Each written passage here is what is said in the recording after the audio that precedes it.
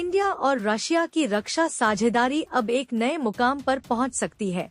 पहले S-400 air defence system की deal और अब S-500 प्रोमेथियस मिसाइल शील्ड की चर्चा ने ग्लोबल जियोपॉलिटिक्स में हलचल मचा दी है।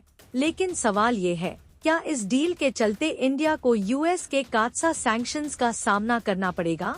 दोस्तों, इंडिया ने रशिया से S-400 एयर डिफेंस सिस्टम खरीदा था, जिसकी तैनाती आज हमारी वायु रक्षा क्षमता को बेहद मजबूत बनाती है।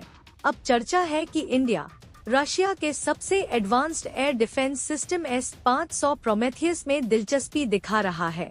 S-500 की खासियत ये है कि यह हाइपरसोनिक मिसाइल्स, फाइटर जेट्स और यहाँ तक कि सैटेलाइट्स तक को टारगेट कर सकता है। इसकी रेंज 600 किलोमीटर तक मानी जाती है। अगर ये सिस्टम इंडिया के पास आता है, तो साउथ एशिया में हमारी मिसाइल डिफेंस कैपेबिलिटी अनमैच्ड हो जाएगी। लेकिन इसके साथ ही एक बड़ा खतरा भी खड़ा होता है, यूएस का कात्सा एक्ट। कात्सा यानी countering America's adversaries through sanctions act, जिसके तहत कोई भी देश अगर रशिया से बड़े डिफेंस डील्स करता है, तो उस पर यूएस आर्थिक और टेक्नोलॉजिकल पाबंदियां लगा सकता है।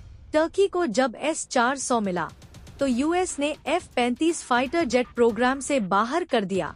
यानी अगर इंडिया S-500 लेता है, तो वॉशिंगटन और न्यू दिल्ली के रिश्तों पर बड़ा असर पड़ सकता है। लेकिन दोस्तों, यहाँ असली ट्विस्ट ये है कि इंडिया एक तरफ रशिया के साथ डिफेंस कोऑपरेशन गहरा कर रहा है, तो दूसरी तरफ यूएस के साथ भी स्ट्रैटेजिक पार्टनरशिप बढ़ा रहा है।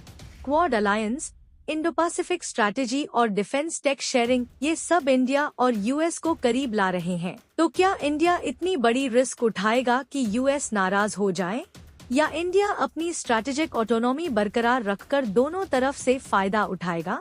कई एक्सपर्ट्स का मानना है कि अगर इंडिया S-500 लेता है, तो हमारी सिक्योरिटी को तो बूस्ट मिलेगा ही, साथ ही India global missile defence club में भी एंट्री ले लेगा। लेकिन इसकी कीमत हमें यूएस की नाराजगी से चुकानी पड़ सकती है। तो दोस्तों, आप क्या सोचते हैं? क्या इंडिया को S-500 डील आगे बढ़ानी चाहिए, चाहे यूएस सैंक्शंस लगे या नहीं? कमेंट में अपनी राय जरूर लिखें और डिफेंस व जियोपॉलिटिक्स की ऐसी ही एक्सक्लूसिव खबरों के लिए सब्सक्राइब करें इंडिया इंटेल।